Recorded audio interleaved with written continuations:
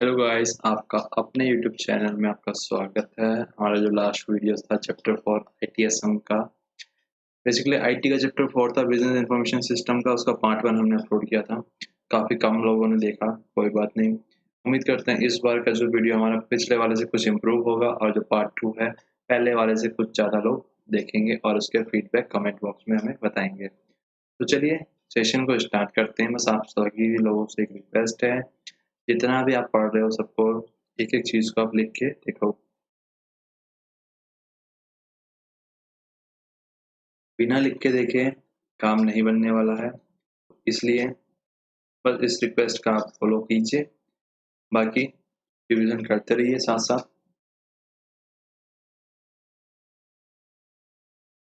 Last class में हमने TPS तक पढ़ लिया था। टीपीएस के आगे अब स्टार्ट करते हैं अपना डीएसएस डिसीजन सपोर्ट सिस्टम। तो डीएसएस होता क्या है पहले इसको देख लेते हैं। DSS were high and applications reserve for occasional non-recurring strategic decisions by senior management।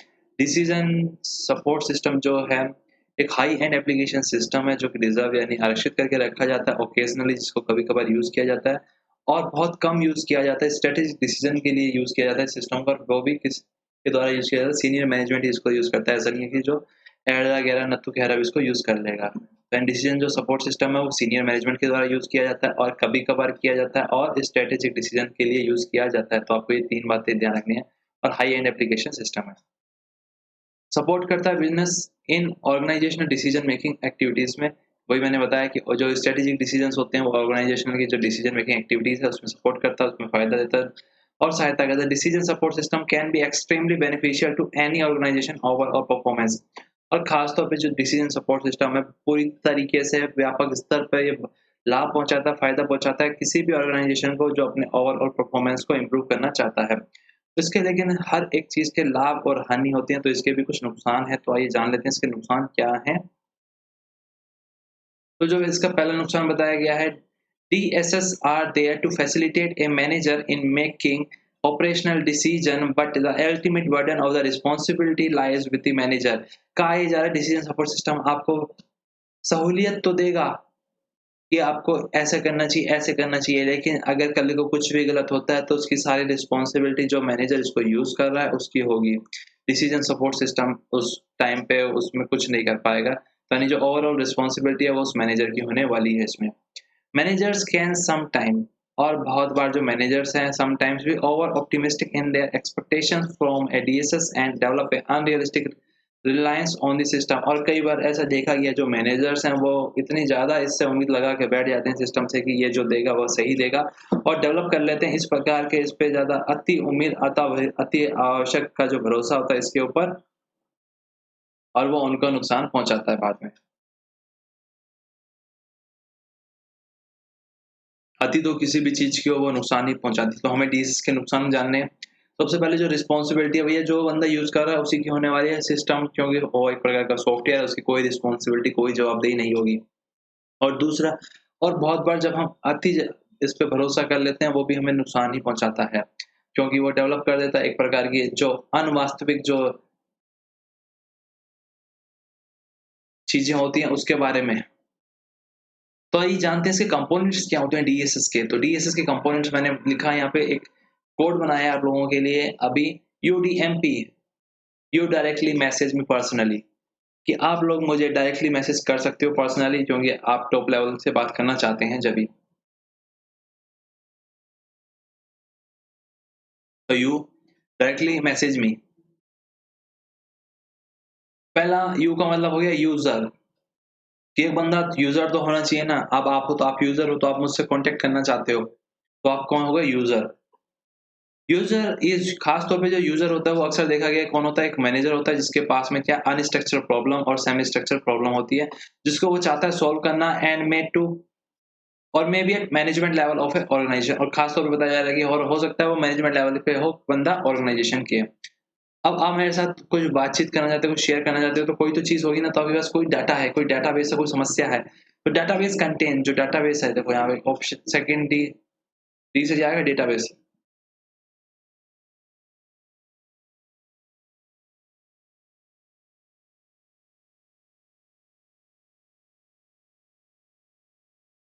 तो जो डेटाबेस है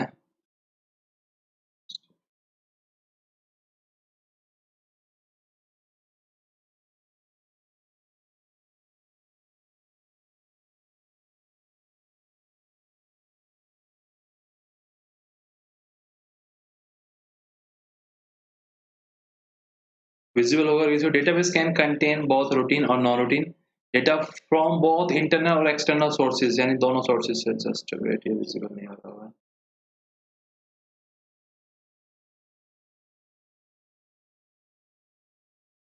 ये विजिबल है। यूडीएम, एम का मतलब क्या हो गया? Model base. जब आप किसी चीज के थ्रू तो मुझे करोगे ना मैसेज, मैसेज मतलब मॉडल बेस। आजकल मॉडल जमाना है तो उस हिसाब से it is the brain of the DSS as it perform data manipulation and computation with the data provided to it by the user and the database. कहा जा रहा है कि जो मॉडल बेस है वो एक प्रकार का दिमाग है DSS and decision support system का, और वो परफॉर्म करता है data manipulations and computation with data provided to it by the user and the database. और पी यानी प्लानिंग लैंग्वेज। आप किस बारे में मुझसे बात करना चाहते हो वो आपकी एक लैंग्वेज भी होनी चाहिए। यू मतलब यूजर, यू मतलब यूजर, डी मतलब डेटाबेस, एम मतलब मॉडल बेस, पी मतलब प्लानिंग लैंग्वेज। किस लैंग्वेज में आप मुझसे बात करना चाहते हो तो वो होगी planning language. It can be general purpose और स्पेशल पर्पस लैंग्वेज। अलाउ करता है यूजर को to perform routine task and specific task respectively. जो जिस प्रकार से जिस भाषा में बात करने के लिए सहूलियत रखता हो, जिस प्रकार अच्छे से बोल पाता हो, अच्छे से काम कर पाता हो, उसी प्रकार से हम बताएंगे कि जनरल पर्पस और स्पेशल पर्पस अलाउ करता है यूजर को कि वो परफॉर्म कर पाए रूटीन और नॉन रूटीन टास्क उसी प्रकार से। तो डीएसएस का हमने जाना है, यहाँ पे क्या जाना एक बार शॉर्ट में देख लेते हैं।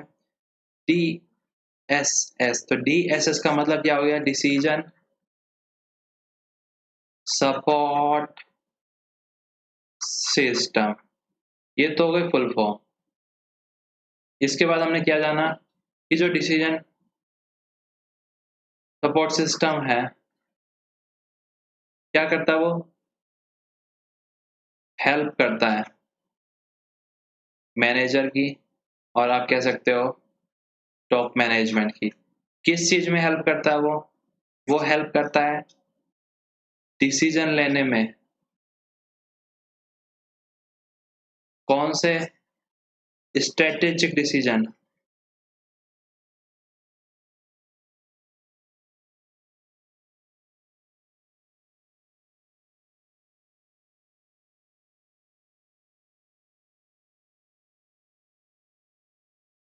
स्ट्रेटेजिक डिसीजन जो कभी कभार लिए जाते हैं, मतलब जो नॉन रूटीन होते हैं काम। कौन लेता है? सीनियर मैनेजमेंट लेता है। ये नॉन रिकरिंग होते हैं, ऐसा नहीं है कि डेली लिए जाते हैं। तो ये हो गया डीएसएस। इसके डिसएडवांटेज सबसे बड़ा, जो रिस्पॉन्सिबिलिटी होती है वो किसकी होती है? मैनेजर की होती है, सिस्टम की नहीं होती, ना ही सॉफ्टवेयर की होती है। और ओवर ऑप्टिमिस्टिक यानी अति भरोसा, इसके ऊपर अति उम्मीद नुकसान पहुंचाती है। ओवर रिलायंस करना इसके ऊपर। तो ये हमने जाना डीएसएस। और भी जाना हमने इसके बारे में कुछ? हाँ, कंपोनेंट क्या होते हैं डीएसएस के। जिस प्रकार से मैं आपको यहाँ पे रफली लिख रहा हूँ उसी प्रकार से आप भी सेशन के साथ साथ और सेशन के बाद ट्राई कीजिए आपको कितना याद रखा। कंपोनेंट है इसके, मैंने बताया यूडीएमपी, यूजर, वन और more database, M model base, P planning language. User कौन होता है? प्रॉब्लम वाला। प्रॉब्लम कैसी? स्ट्रक्चर भी हो सकती है और अनस्ट्रक्चर भी हो सकती है। डेटाबेस में क्या होता है? रूटीन भी हो सकता है और नॉन रूटीन भी हो सकता है। मॉडल बेस क्या होता है? ब्रेन होता है डीएसएस का। प्लानिंग लैंग्वेज स्पेशल पर्पस भी हो सकती है और जनरल पर्पस भी हो सकती है। To allow to do routine और नॉन रूटीन टास्क रिस्पेक्टिवली। तो इस प्रकार से हमने एक ब्रीफली इसको देख लिया यहाँ पे रफ लैंग्वेज में भी। तो हमने आज क्या पढ़ा, डीएसएस पढ़ा, एक बार फिर से देख लेते हैं। DSS were high-end applications reserved for occasional non-recurring strategic decision by senior management. Support करता है बिजनेस को ऑर्गेनाइजेशन डिसीजन मेकिंग एक्टिविटीज में। DSS can be extremely beneficial है to any organisation overall performance के लिए। और इसके जो नुकसान बताए गए हैं वो हमें याद हो गई हैं। एक तो ये कि जो रिस्पॉन्सिबिलिटी है उसका बर्डन किसके ऊपर होगा, मैनेजर के ऊपर होगा जो इसको यूज कर रहा है। ऐसा नहीं है कि वो अपनी रिस्पॉन्सिबिलिटी से पल्ला झाड़ सकता है। और जो कंपोनेंट है इसके क्या है, यूजर कौन होता है, यूजुअली एक मैनेजर होता है जिसके पास में क्या अनस्ट्रक्चर और सेमी स्ट्रक्चर प्रॉब्लम होती है जिसको सॉल्व करना होता है, और may be at management level of organization. One और मोर डेटाबेस जिसके अंदर क्या होता है, रूटीन होता है और नॉन रूटीन डेटा होता है फ्रॉम बोथ इंटरनल और एक्सटर्नल सोर्सेज से होता है वो हमारे पास डेटा। उसके बाद में हमने जाना मॉडल बेस क्या होता है, ब्रेन होता है डीएसएस का जो परफॉर्म करता है डेटा मैनिपुलेशन और डेटा कंप्यूटेशन को with the data provided to it by the user and database. जो उसको डेटा प्रोवाइड किया जाता है यूजर के द्वारा और डेटाबेस के द्वारा। और लास्ट जो इसका कंपोनेंट है क्या है, प्लानिंग लैंग्वेज। प्लानिंग लैंग्वेज कैसी हो सकती है, जनरल पर्पस भी हो सकती है और स्पेशल पर्पस भी हो सकती है, जो अलाउ करती है यूजर को कि वो परफॉर्म करे रूटीन टास्क और स्पेसिफिक टास्क उसी प्रकार से जिस प्रकार से वो उसके लायक हो। तो ये चीज मैंने आज थोड़ी सी अलग से आपको करवाई। अब करते हैं एग्जीक्यूटिव इंफॉर्मेशन सिस्टम को।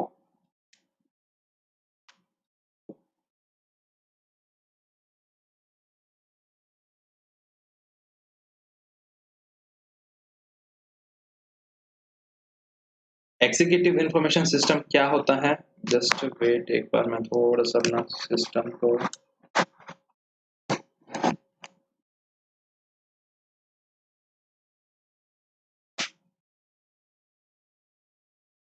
चलिए। Executive information system is the nature of information system है यूज किया जाता है एग्जीक्यूटिव्स के द्वारा to access and administrator the data they entails to make inform business decision, कि जिसके द्वारा वो क्या बिजनेस डिसीजंस को ले पाए और वो बेहतर डिसीजंस दे पाए। Executive information system is not a piece of hardware, ये कोई टुकड़ा नहीं है हार्डवेयर का और ना ही सॉफ्टवेयर का, but an infrastructure that supplies to a firms executives the up to minute operational data gathered and shifted from various database. फिर से पढ़ते हैं, an executive information system is a nature of information system used by executive to access and administer the data they entails to make informed business decision। और benefit किसके लिए, top management के लिए है, इजी टू यूज है और information इस condense view, मतलब एक प्रकार से ग्राफिकल व्यू पॉइंट में और काफी ब्रीफली में उनको पूरी मिल जाती है जानकारी।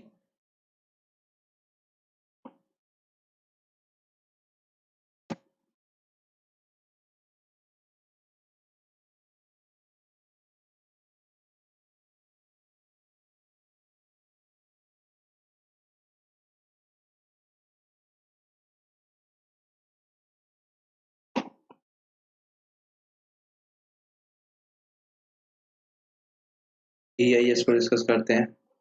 क्या एक इंफॉर्मेशन सिस्टम है जो यूज किया जाता है एग्जीक्यूटिव्स के द्वारा, किस लिए, टू एक्सेस और एडमिनिस्टर, एक्सेस करने के लिए और एडमिनिस्टर करने के लिए the data they entail to make inform business decision, जिससे वो एक बेहतर प्रकार के सिस्टमेटिक डिसीजंस ले पाए। इसलिए एग्जीक्यूटिव इंफॉर्मेशन सिस्टम को लाया गया।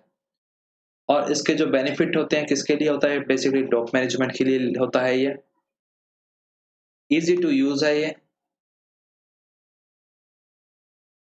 और इंफॉर्मेशन जो होती है इसमें काफी शॉर्ट फॉर्म में होती है और या कह सकते हो ग्राफिकल कंडेंस फॉर्म में होती है, मतलब यूं और यूं दिखता है इसमें ऐसे ऐसे नहीं दिखता, यानी लिखा हुआ नहीं होता इसमें। EIS is not a piece of hardware और एग्जीक्यूटिव इंफॉर्मेशन सिस्टम ना तो कोई एक टुकड़ा हार्डवेयर और सॉफ्टवेयर का है, बल्कि ये तो एक प्रकार का इंफ्रास्ट्रक्चर है जो सप्लाई करता है फॉर्म्स एग्जीक्यूटिव्स को the up to minute operational data gather and shifted from various database. कि जितने भी प्रकार के जो डेटा होते हैं, जो इंफॉर्मेशन होती है, जो हमारे पास रिसोर्सेज होते हैं, जो हम इकट्ठे करते हैं अलग अलग प्रकार के, वो सभी एग्जीक्यूटिव लेवल तक ये पहुंचाता है, जिससे वो एक बेहतर निर्णय और डिसीजन ले पाए समय रहते हुए। तो अभी जैसे आपने देखा, मैंने देखा इसमें जो हमारी बाकी की जो स्लाइड्स हैं वो आ ही नहीं पाई है इसमें, तो कोई बात नहीं है। मैं इसको इसमें बाकी ऐड ऑन करके आपसे नेक्स्ट सेशन में बहुत जल्दी मिलता हूँ। ये सेशन काफ़ी छोटा हो गया, कोई बात नहीं, लेकिन हाँ, हमने 2 चीज़ें सीखी हैं, हम उसको फिर से देख लेते हैं। क्या सीखा हमने? एक अभी सीखा DSS जो अच्छे से हो गया, दूसरा है EIS। EIS क्या है? इन्फॉर्मेशन सिस्टम है, जो यूज़ किया जाता है एग्जीक्यूटिव्स के द्वारा, इसलिए टू एसेस, या तो देखने के लिए और या फिर एडमिनिस्टर करने के लिए।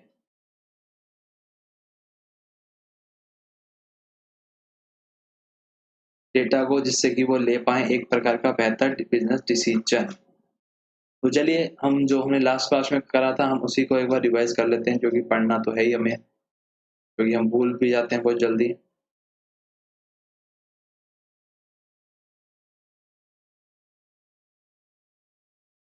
हम एक बार इसको फिर से क्लियर कर लेते हैं हर एक चीज़ को।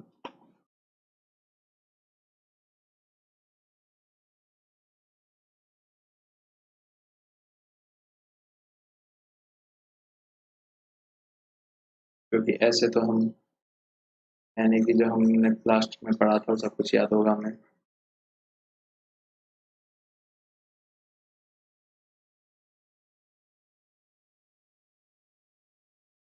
तो चलिए, चलते हैं। चैप्टर 4 हमने स्टार्ट किया था बिज़नेस इन्फॉर्मेशन सिस्टम का।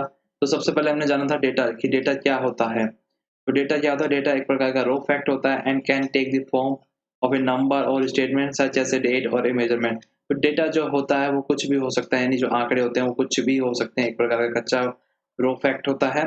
और कैन टेक, वो किसी भी शेप में हो सकता है, वो नंबर की शेप में भी हो सकता है और स्टेटमेंट यानी शब्दों की फॉर्म में भी हो सकता है। और इन्फॉर्मेशन जो होती है व्हेन डेटा इज प्रोसेस, जब डेटा को प्रोसेस किया जाता है, ऑर्गेनाइज किया जाता है, स्ट्रक्चर और presented in A given context, किसी खास संदर्भ के रूप में जब उसे पेश किया जाता है, so as to make it useful, जिससे वो क्या यूजफुल बनता है।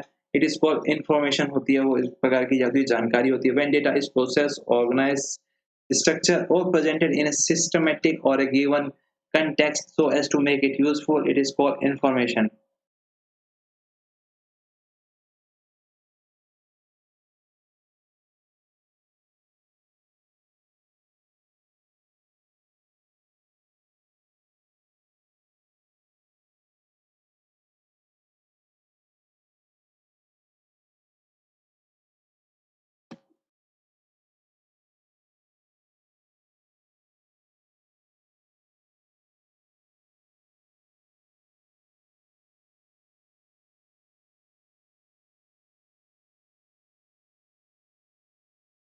यहाँ पे डिफरेंसेस हमने किए थे डेटा और इन्फॉर्मेशन के बीच में। तो डेटा क्या होता है? रॉ फैक्ट होती है, और इन्फॉर्मेशन जो होती है वो एक प्रकार की ऑर्गेनाइज और सिस्टमेटिक होती है। और डेटा जो होता है अनऑर्गेनाइज होता है, और इन्फॉर्मेशन क्या होती है? ऑर्गेनाइज होती है। दूसरा है डेटा जो खुद में मिलता है, data is itself in meaningless होता है और यूज किया जाता है लोवेस्ट लेवल ऑफ नॉलेज के लिए। और इन्फॉर्मेशन क्या होती है? सेकंड लेवल ऑफ नॉलेज होती है। और ऑब्जर्वेशन और recording are done to obtain data. Observation और रिकॉर्डिंग के द्वारा हम डेटा को प्राप्त करते हैं, और जबकि जो एनालाइज़ करते हैं डेटा को, जब हमें क्या मिलती है उससे कोई इन्फॉर्मेशन, यानी कोई हमें उससे सूचना या फिर कोई उससे काम की बात हमें मिलती है।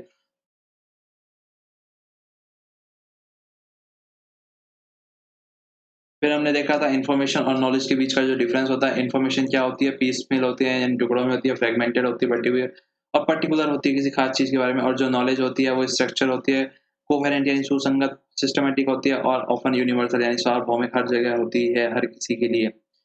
Information is timely, transitory and may even be short live. और कई बार जो इन्फॉर्मेशन, हमारी सूचनाएँ जो होती है वो छोटे समय के लिए होती है, और इधर से उधर दौड़ती रहती है, लेकिन जो नॉलेज होती है वो एंड्यूरिंग सिग्निफिकेंस होती है, यानी वो हमेशा हमारे साथ चलती है। इन्फॉर्मेशन क्या होता है? फ्लो ऑफ मैसेज, यानी जो सूचनाएँ होती है वो एक प्रकार का फ्लो होता है मैसेज का, और जबकि जो नॉलेज होती है वो एक प्रकार का स्टॉक होती है, यानी जो हमने एक बार सीख लिया वो हमारे दिमाग में बस जाती है। और इसी प्रकार से इन्फॉर्मेशन जो होती है एक्वायर्ड की जाती है, यानी कह के और सुन के, यानी सूचनाएँ इधर से उधर होती रहती है। लेकिन सेम केस अगर बात की जाए किसकी, नॉलेज की, तो नॉलेज एक्वायर की जाती है सोच के, समझ के, एक्वायर बाय थिंकिंग।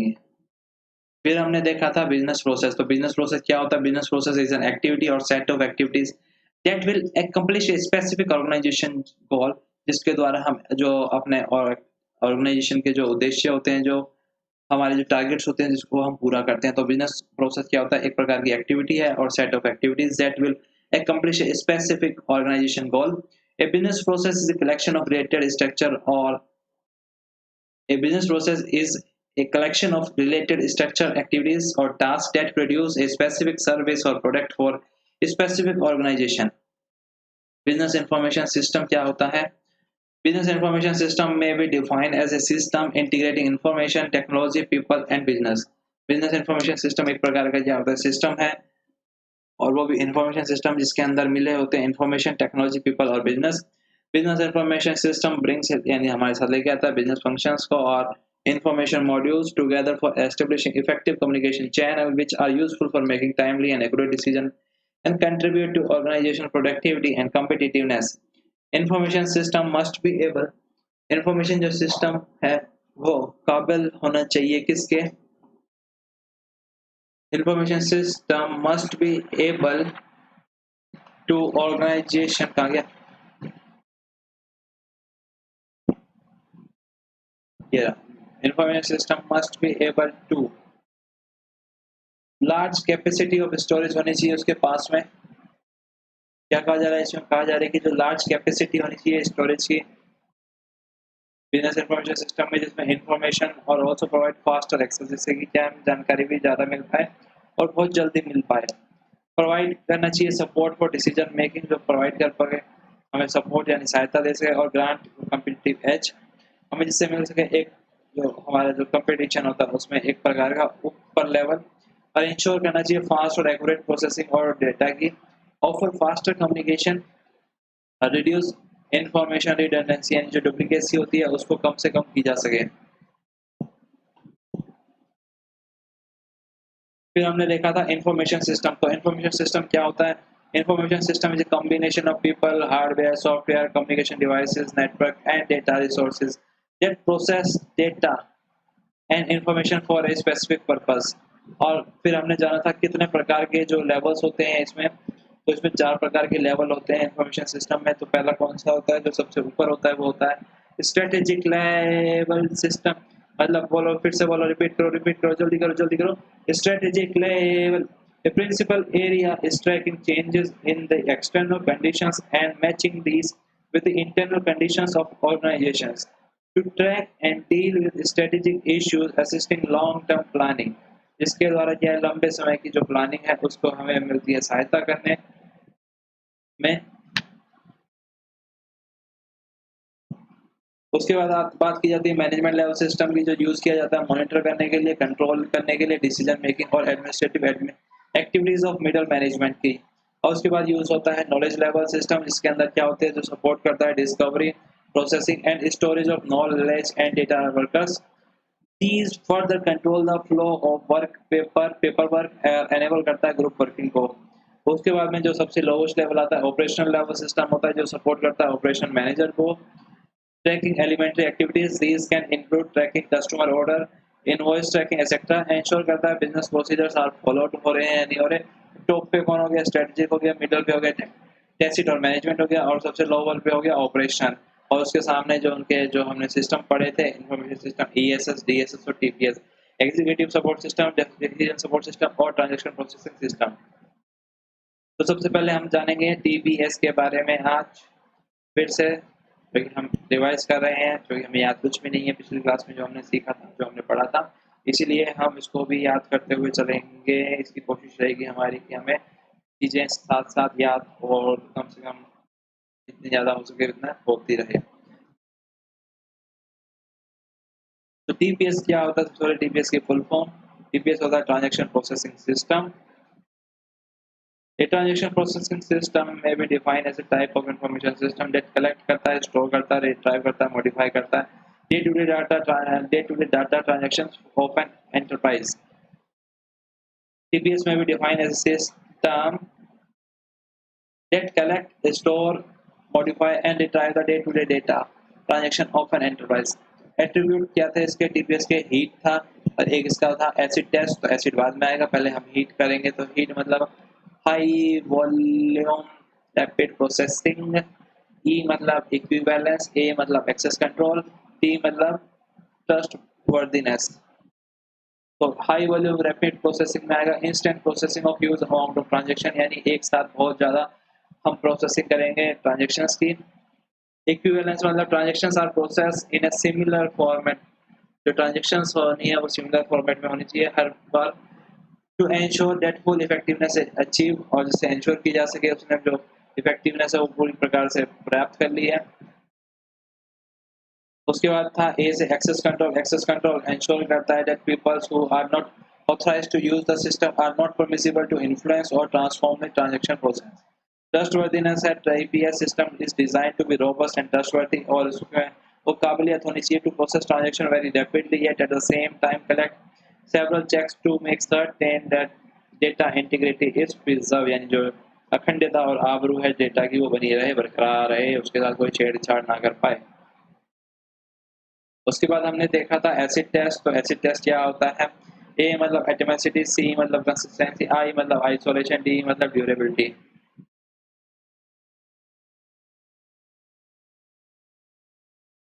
ए मतलब एटॉमिसिटी, सी मतलब कंसिस्टेंसी, आई मतलब आइसोलेशन, डी मतलब ड्यूरेबिलिटी। तो एटॉमिसिटी का क्या मतलब होता है वो भी देख लेते हैं। एटॉमिसिटी डील्स करती है जब transaction is either completed in full, यानी जो ट्रांजैक्शन होनी है या तो एक साथ होनी चाहिए पूरी, और या फिर बिल्कुल भी नहीं होनी चाहिए। ऐसा नहीं है कि 10 रुपये ट्रांसफर हो गए और 10 लाख ट्रांसफर करने थे उसमें से बाकी रह गए। तो आप कमेंट में बता सकते हो 10 में लाख में से 10 रुपये गए तो कितने बचेंगे।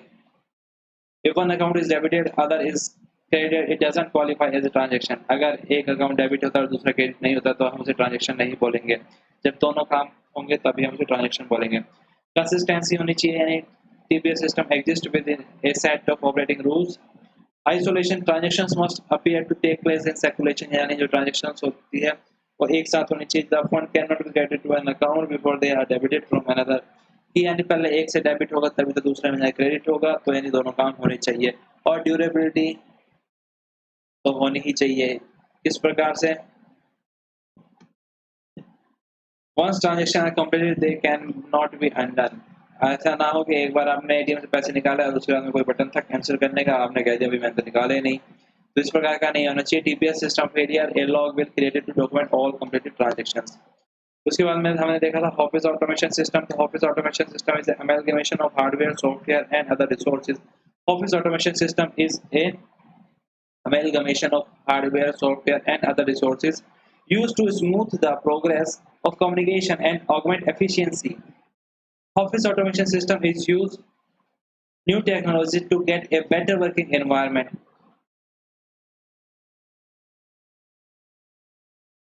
जो भी सब चीजें आप ऑफिस में अपने यूज करते हो वो सभी ऑफिस ऑटोमेशन सिस्टम का पार्ट है। उसके बाद हमने देखा था मैनेजमेंट इंफॉर्मेशन सिस्टम। तो MIS मतलब था जिसका मैनेजमेंट इंफॉर्मेशन सिस्टम। तो MIS refers to the data, equipment and computer program that are used to develop information for managerial use. तो किसके लिए ये मैनेजर पर्पस के लिए यूज किया जाता है, यानी जो मैनेजमेंट होता है, जो वहाँ का जो मैनेजर्स होते हैं उसके लिए द्वारा और उनके लिए यूज किया जाता है ये सिस्टम। तो फिर से हम देख लेते हैं। MIS refers to the data, equipment and computer program। जो डेटा होते हैं, जो इक्विपमेंट्स होते हैं और जो कंप्यूटर प्रोग्राम जिसको यूज किया जाता है to develop information for managerial use. MIS is a system which provides accurate, timely and meaningful data for management planning, analysis and control to optimize the growth of the organization. MIS is an integrated application, यानी सब बहुत सारी चीजों का मिलके बना होता है ये। MIS is generally in the form of computer generated reports usually generated from data obtained from transaction processing system। यानी जो भी MIS जो भी काम करता है ये जब TPS एंड जो ट्रांजेक्शन प्रोसेसिंग सिस्टम से जिसको रिपोर्ट्स मिलती है, जो डेटा मिलता है उसके बाद ही वो कुछ कर पाता है, वो खुद से कुछ नहीं कर पाता। अगर आपको रॉ मटेरियल ही नहीं मिलेगा तो आप फिनिश गुड किस प्रकार से प्रोसेस करोगे, ये सेम वही बात हो गई। तो सबसे पहले हमें चाहिए होता है रॉ मटेरियल, उसके बाद ही हम उसको प्रोसेस करवाते हैं। तो इसीलिए यहाँ पे भी चाहिए होता है, हमें ज़रूरत होती है ट्रांजेक्शन प्रोसेस टीपीएस की, उसके बाद ही मैनेजमेंट को या मैनेजर लोगों को कुछ ना कुछ चीज़ें मिल पाती है। तो MIS is generally in the form of a computer generated reports and usually generated from data obtained from transaction processing system. MIS is generally in the form of computer generated report की form में होता है और usually generate होता है data से जो obtain किया जाता है टीपीएस से। तो इसके कुछ एग्जांपल्स हैं, तो बस आज की सेशन में इतना ही। नेक्स्ट सेशन में हम इससे आगे की अपनी तैयारी को कंटिन्यू करेंगे। तो बस ज़्यादा से ज़्यादा रिवाइज करते रहना। कोई भी आपको इसके अन्य मॉर्निंग शो तो कमेंट बॉक्स में आप करके हर किसी का भला करते रहिएगा। तो जय हिंद, जय भारत, बाय बाय।